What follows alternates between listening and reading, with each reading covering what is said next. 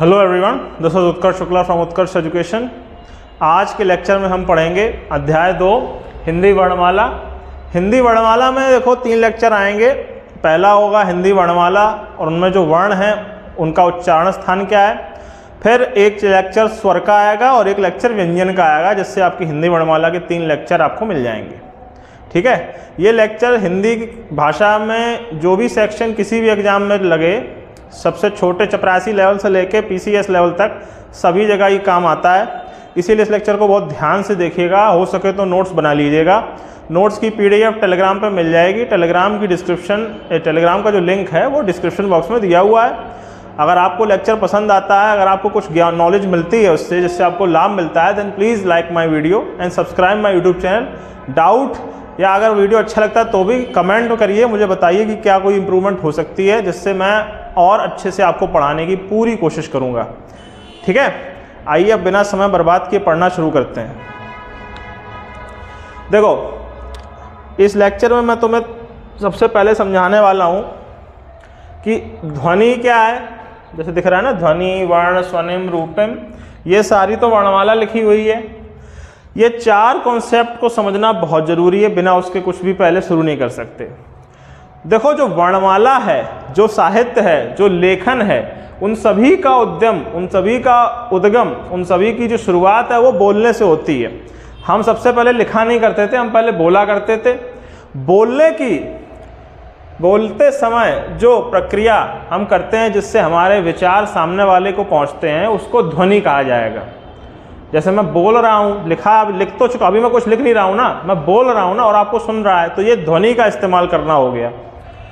जब इस ध्वनि को लिखने की आवश्यकता हुई तो ऑब्वियसली हमें कुछ विशेष चिन्हों की ज़रूरत पड़ी। हर ध्वनि के लिए आ, इन सब के लिए चिन्ह बनाए गए। उसका जो इतिहास है वो पिछले लेक्चर मैंने बताया ही है कि कैसे चिन्हों का निर्माण हुआ, किस तरह से हमारी देवनागरी लिपि का विकास हुआ, तो उससे वर्ण बने। ये दिमाग में बिल्कुल रखना, ध्वनि पहले आई और उससे फिर वर्णमाला के वर्ण बनते हैं। ठीक है, अब आए स्वनिम, रूपम। ध्वनि की वो इकाई जो बांटी नहीं जा सकती, उसको ध्वनि स्वनिम कहा जाता है। उसको ध्वनि स्वनिम कहा जाता है। इंग्लिश में उसे फोनेम कहा जाता है, फोनेम। और वर्ण की वो इकाई जिसे बांटा नहीं जा सकता लिखते समय, उसे रूपम कहा जाता है, मॉर्फेम कहा जाता है। ध्वनि की सबसे छोटी इकाई है स्वनिम, वर्ण की सबसे छोटी इकाई है रूपम। ध्वनि स्वनिम, आकृति रूपम। ये आकृतियां हैं, इसको इससे बांट नहीं सकते आप, इसको रूपम कहा जाएगा। और जो मैं बोल रहा हूं, जैसे आ की जो ध्वनि है उसको आप बांट नहीं सकते, आपको आ की ही ध्वनि निकाल पाएंगे, उससे कम, उससे छोटा कुछ नहीं हो पाएगा ना। ठीक है, तो उसको स्वनिम कहा जाएगा। ध्वनि की जो स्वनिम होती है उसको रूपम में लिखते समय हम हलंत का प्रयोग करते हैं। सबसे छोटी ध्वनि यही तो होगी, आधा आ और आधी ई, इस तरह से। इनसे छोटा तो कुछ बन नहीं सकता, लिखते समय इससे छोटा कुछ मिलता है आपको? किसी भी अक्षर के आगे हलंत लगाओ, उसकी ध्वनि जो सबसे छोटे फॉर्म में होगी वही होगी।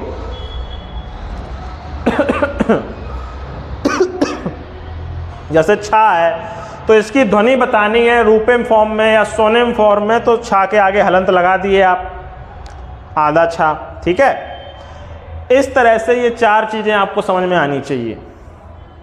स्वनिम ध्वनि से संबंधित है, रूपम वर्ण या आकृति या लिखने से संबंधित होता है। उसके बाद हिंदी वर्णमाला, जैसी कि आपको दिख रही है, लिखी हुई है। हिंदी वर्णमाला में इतने शब्दों का प्रयोग, इतने अक्षरों का प्रयोग आराम से होता है। वर्ण को ही अक्षर बोला जाता है, ये बात सबको पता है। अक्षरमाला, वर्णमाला, जो भी आपको बोलना होता है आप बोलते रहते हैं। ऑब्वियसली जैसा कि आप देख रहे हैं, मैंने इनको किस तरीके से बांटा हुआ है। अब मैं एक एक करके समझाता चलता हूं हल्का हल्का। ये हैं स्वर। स्वर का अर्थ होता है कि जिनको बोलते वक्त आपको किसी अन्य प्रकार की ध्वनि की प्रयोग की जरूरत ना पड़े, उनको स्वर कहा जाता है। और व्यंजन को बोलते वक्त आपको स्वर की जरूरत पड़ती है। जैसे कि अगर आपको ठा बोलना है तो आप बोल रहे हैं ठा प्लस आ, ये आप बोल रहे हैं। तो ये व्यंजन हो गया और ये है स्वर, आ स्वर का प्रयोग किया है आपने।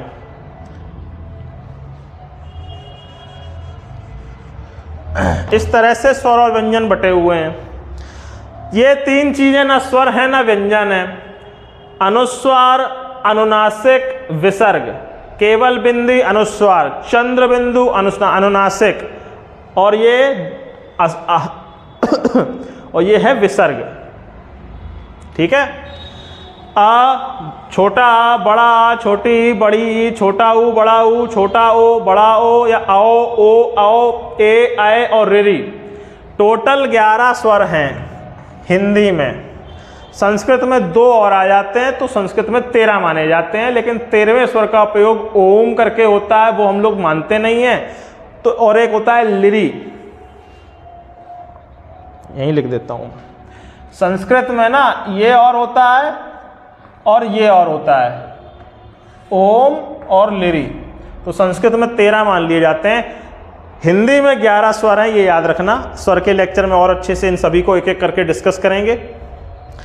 ये 3 न स्वर हैं न व्यंजन है, ये याद रखना। एग्जाम में बहुत पूछा जाता है, अयोग वाह कहा जाता है इन सबको। उसके बाद आते हैं व्यंजनों के प्रकार। ठीक है। ये व्यंजन 25 तुम्हें दिख रहे हैं, इनको वर्ग व्यंजन कहा जाता है, क्योंकि ये वर्गों में बटे हैं।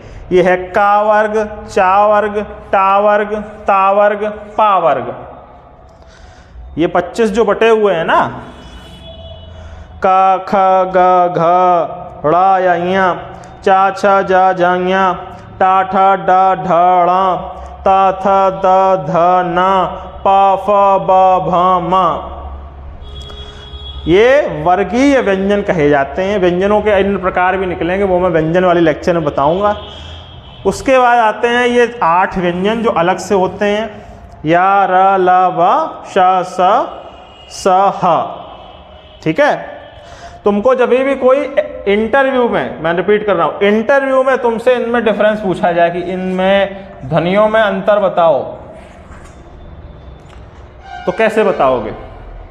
क्योंकि देखो, ये जो लेक्चर है स्वर और व्यंजन वाला जो लेक्चर होगा, उससे हिंदी में क्वेश्चन आते हैं, क्वेश्चंस में, पेपर में। इस लेक्चर से इंटरव्यू में आएगा बहुत सारा क्वेश्चन। ठीक है। मैं फिर से रिपीट कर देता हूँ, इसलिए बहुत ध्यान से सुनना, मैं जो बता रहा हूँ लिखते जाना। इनमें तीनों में अंतर बताना है, तो कैसे बताओगे? बताओ, नो कमेंट बॉक्स में बताना। तुम अगले लेक्चर में मैं बताऊंगा कि इन तीनों में अंतर कैसे पहचानना है। ठीक है। देखते हैं, आप लोग कुछ पढ़ते वढ़ते भी हैं, व्यू तो इतना आता नहीं है मुझे वैसे भी। या, रा, ला, वा, शा, सा, सा, ये 25 है और ये 8 हैं, टोटल 33। ये 11, टोटल 44। ये 44 हिंदी वर्णमाला के पूर्ण रूप से अक्षर कहे जाते हैं, कि ये 44 अक्षर हैं। अगर एग्जाम में कोई आ जाए कि हिंदी वर्णमाला में कितने अक्षर हैं, तो 44 हैं। ठीक है। उसके बाद ये 3 तो हैं ही, अनुस्वार, विसर्ग और अनुनासिक। ये 4 हैं संयुक्त व्यंजन, मिश्रित व्यंजन। ये 2 व्यंजनों को मिला के बने हैं, श, त्र, ज्ञ, श्रा, इसीलिए इनको वर्णमाला में नहीं गिना जाता है। उसके बाद ये 5 फारसी के शब्द हैं, अक्षर हैं, सॉरी, जिससे जो फारसी के 5 ध्वनियां हैं वो भी जोड़ी जाती हैं, क, ख, ग, ज, फ। ठीक है। वो 5 आगत व्यंजन कहे जाते हैं, दूसरी भाषा से आए हुए व्यंजन कहे जाते हैं। हिंदी वर्णमाला में वो नहीं जोड़े जाएंगे। इस तरह से ये टोटल जोड़ोगे तो 52 हैं, पर हिंदी वर्णमाला में अगर कहा जाए तो मात्र 44 हैं। ठीक है। नोट कर लो, फोटो खींच लो, जो तुमको इसमें नोट करना है कर लो। अब इनके उच्चारण स्थान को मैं समझा देता हूं, उसके बाद हम स्वर और व्यंजन पे चलेंगे। ठीक है।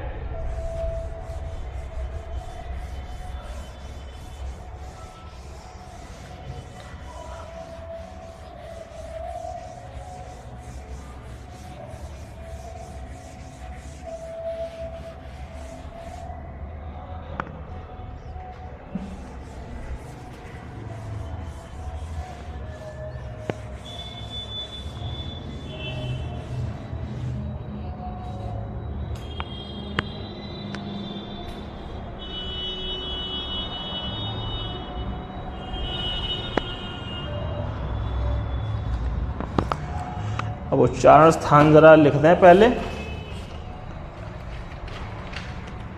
आओ, सबसे पहला उच्चारण स्थान होगा कंठ। कंठ में आते हैं कौन कौन? स्वर में आ, बड़ा आ,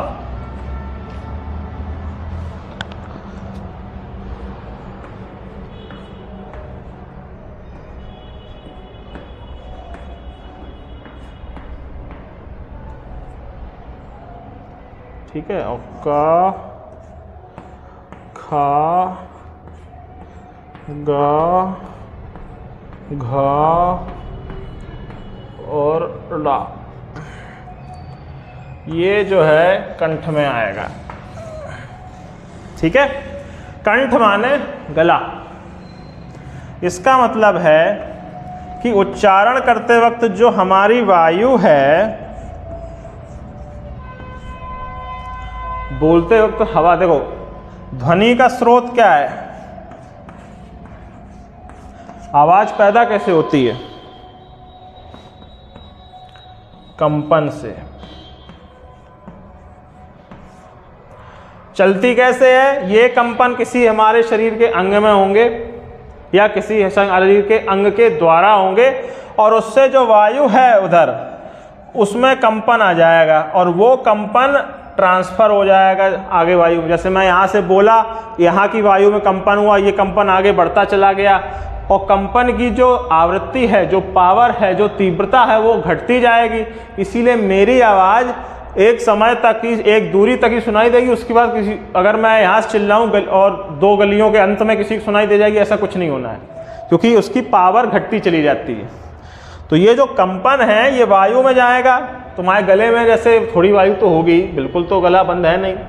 ये वायु वातावरण की वायु में कंपन करेगी।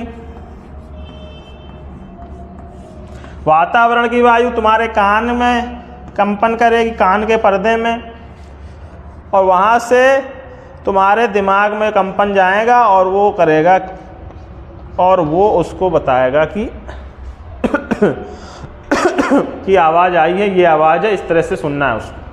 ये प्रक्रिया होती है, ठीक है, ध्वनि की। कंपन, वातावरण, कान, दिमाग। तो ये जो उच्चारण स्थान हैं, कंठ, मूर्धा, अभी बताऊंगा, तालु, ये जो इस कंपन के ओरिजिन है, इससे संबंधित है। वातावरण को तो तुम कंट्रोल करोगे नहीं, सामने वाले के कान को कंट्रोल तुम करोगे नहीं, सामने वाले के दिमाग को कंट्रोल तुम करोगे नहीं।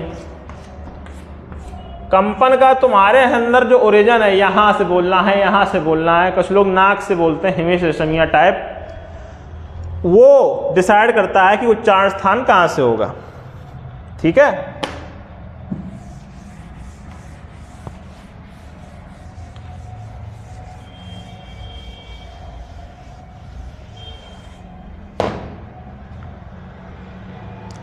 तो जो उच्चारण स्थान है, जो कंपन का उद्गम है, कंपन जो शुरू हो रहे हैं, वो गले से होंगे और सीधा बाहर चले जाएंगे। तो जब ऐसा होता है तो इतने वर्ण हैं जिनके उच्चारण स्थान कंठ हैं। अहा,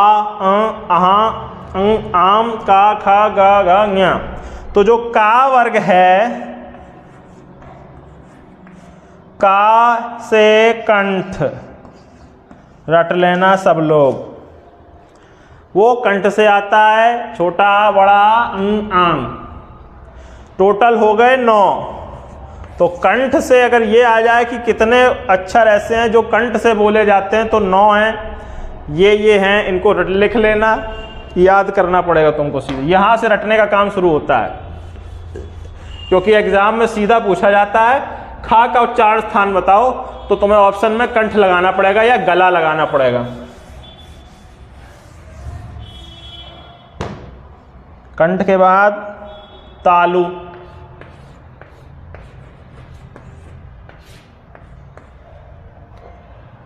ई,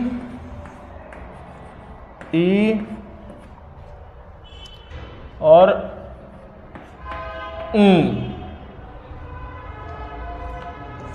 उसके बाद चा, छा, जा, झा, या और शा और या। ठीक है। जो चा वर्ग है वो तालु से बोला जाएगा। ई क्या बड़ी ई और ई, शा शलजम वाला शा और या तालु से बोले जाएंगे। अब तालु का मतलब क्या होता है वो समझो।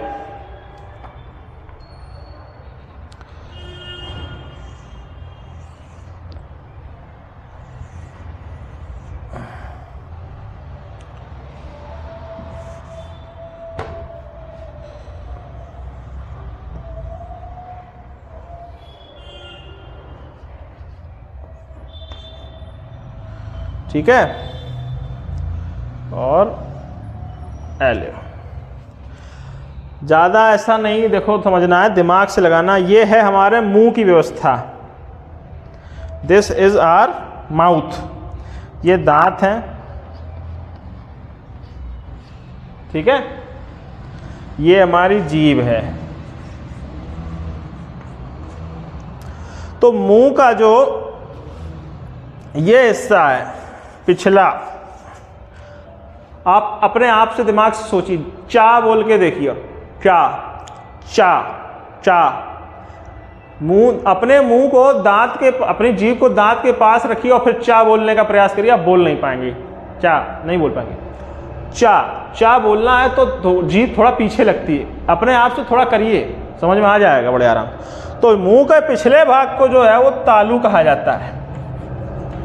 तो जीभ जब मुंह के पिछले भाग को छुए, जीभ जब मुंह के पिछले भाग को छुए, जिन अक्षरों को बोलने के लिए ई बोलने सबसे आराम से आता है। ई, अब जीभ देख सोचिए कहाँ है, अब दिमाग में लगाइए, बोल के देखिए ई। तो जो उसे पिछले भाग को जो छूती है उसे तालु कहा जाता है। जिन अक्षरों को बोलते वक्त जीभ मुंह के पिछले भाग को छुए उन्हें तालव्य अक्षर कहा जाता है। तालु से बोलने वाले अक्षर कहे जाते हैं। कितने हैं? 5 5 10 नोट करते जाइएगा। तालु से बोलने वाले अक्षर हैं 10।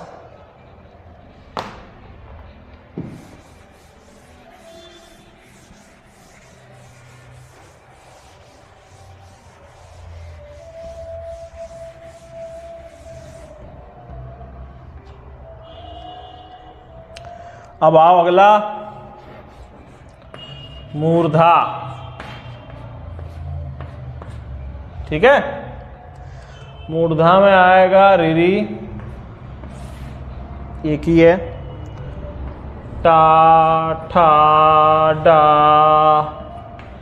ढा णा और शा। 5 2 7। टा वर्ग जो है वो मूर्धा से जाता है, बोला जाता है। एकमात्र स्वर कौन है? रिरी। ये दिमाग में रखना है, रिरी। अभी वो सेम चीज बनाएंगे।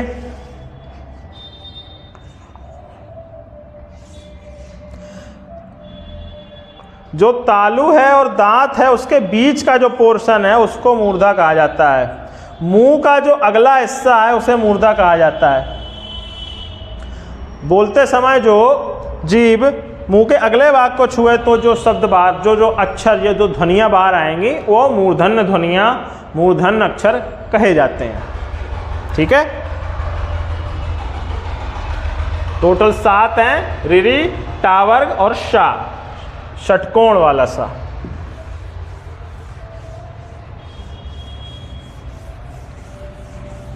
मुंह का अगला भाग मूर्धा, पिछला भाग तालु। घर के पिछले दरवाजे में ताला लगाओ या मुंह के पिछले दरवाजे में ताला लगाओ, ताला तालु ऐसे याद रख सकते हो। अगला दांत। दांत के लिए फिगर बनाने की कोई जरूरत नहीं है, सबको पता है दांत कहाँ होते हैं।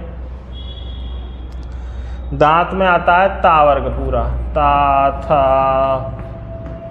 दा, धा, ना, ये सब बोल के देखो और ऑब्जर्व करो कि जीभ किसको छुई।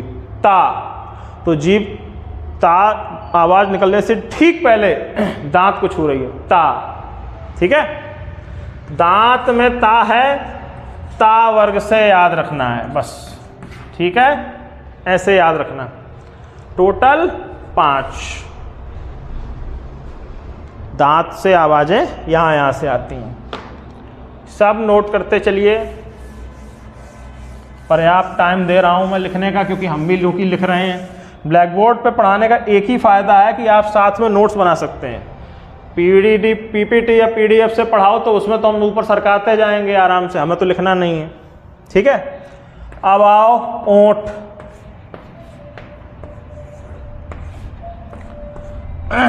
देखो, कंठ के अलावा बाकी कोई भी चीज़ हो ना, उसमें कंपन पैदा करने हैं। अगर वातावरण में कंपन पैदा करके अगर आवाज़ निकालनी है और कंठ के अलावा कहीं से भी करना है तो जीभ चाहिए।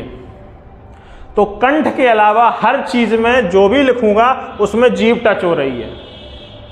कंठ में तो, गले में तो जीभ छुएगी नहीं, गला है नीचे, जीभ घूम के अंदर कैसे जाएगी। बाकी सभी में जीभ का काम होता है आवाज़ निकालना। तो ओंठ है, ऊ, दोनों ऊ, और पा, पा, पा, फा,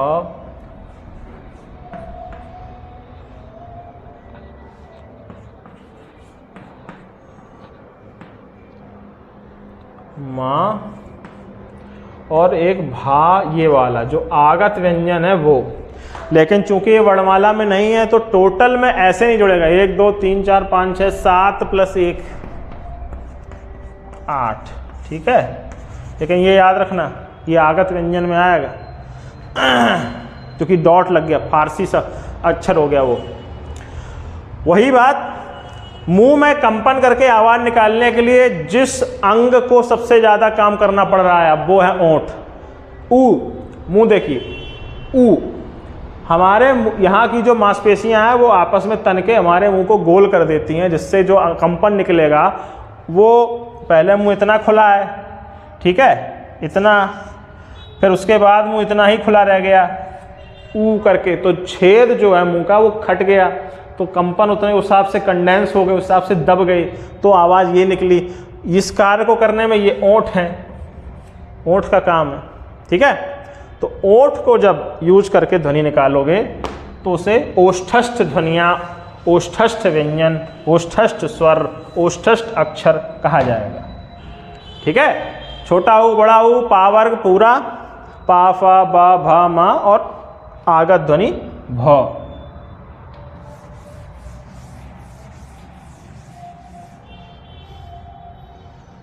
ओह शिट, एक गड़बड़ होगी, भा की जगह नहीं, गलत, यही मैं सोच रहा था, भा नहीं है वो, फा है। आगत ध्वनियाँ कौन कौन थी? एक तो का के 3 थे, और उसके बाद जा था और फा था, सब में डॉट लगाओ। ये जो फा है ये है, भा नहीं है। ठीक है, भा नहीं है, सॉरी गलत लिख गया था मैं, का, खा, गा, फा, तो ये फा है। फरियाद जैसे बोलते हो ना, फाड़ना। एक तुमको मैं आगत अभी व्यंजन आप बताऊंगा आगत, तो उसमें बताऊंगा कि इन सब में अंतर करना कैसे है। शासा साहा में बताऊंगा, और जो आगत ध्वनियाँ उनमें अंतर सब में पता चलेगा, तो अभी टेंशन मत लेना तुम लोग। अभी जो मेन तुम्हारे थे, कंठ, तालु, मूर्धा, दांत और ओंठ हो गए। अब इनके मिक्सचर शुरू होंगे, क्योंकि हमारे 44 के 44 वर्ण तो हुए नहीं हैं अभी। अब आएगा कंठ प्लस तालु, गले से आवाज निकलेगी और जीभ तालु में छुएगी, और तब जो ध्वनि निकलेगी, गले से आवाज कंपन हुआ, आवाज यहाँ आई, गले से कंपन, आवाज यहाँ आई, जीभ ने तालू को छुआ, आवाज आगे गई, बदल गई, तो क्या आवाज आएगी? ए और आई। कंठ तालव्य, कंठ तालव्य कहा जाता है, ए आई। ठीक है,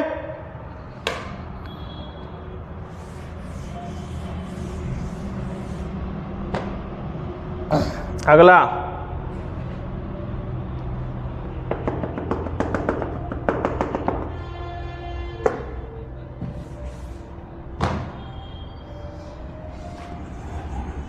कंठ प्लस ओंठ,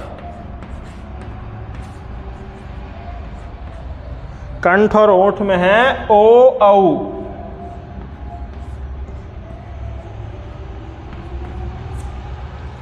ओ, मुंह देखो, ओ, यहां से आवाज आई ओ, जीभ कहीं नहीं छू रही, ओ, ठीक है, ओ औ।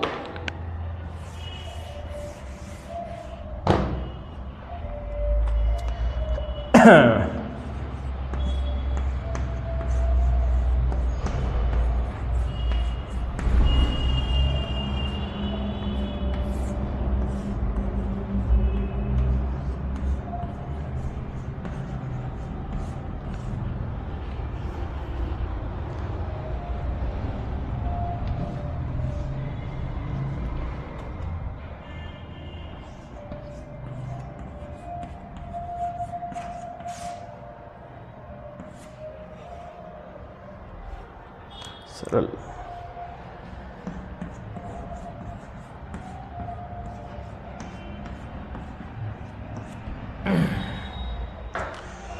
वत्स से जो ध्वनियां, वर्ष से जो ध्वनियां हैं जिसमें दांत और मसूड़ा, सा, रा, तो जो मसूड़ा होता है जीभ उसमें छूती है और दांत का भी प्रयोग होता है। तो जो दंतमूल प्लस दांत या मसूड़ा, जिसे दंतमूल भी कह सकते हो,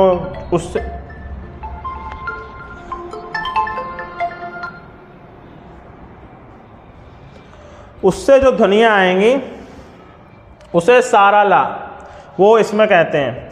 वर्ष जो ध्वनियाँ होती हैं उसमें 3 ही अक्षर आते हैं, सा, रा, ला, सरल, तुम ऐसे याद रख सकते हो। ठीक है, वत्स ये तो बहुत ही सरल कार्य है, वत्स ये बहुत ही सरल कार्य है, जो आपको ट्रिक बनानी हो बना लो, सारा ला। ठीक है, दांत प्लस मसूड़े जिसे दंतमूल कहते हैं, जिस ध्वनि को वत्स ध्वनिया कहा जाता है, स, कमरा, कमरला।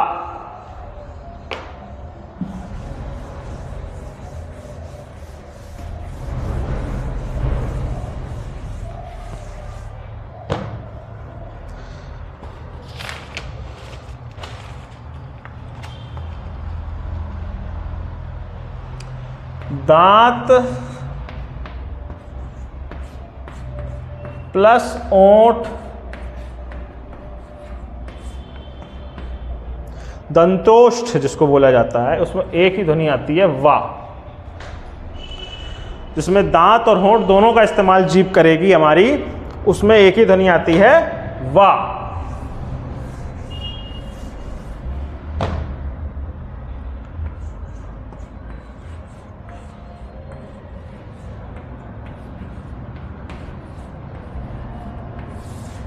स्वर यंत्री जो ध्वनि है, टेटवा जिसको यहां बोलते हैं, वहां से जो ध्वनि निकलती है,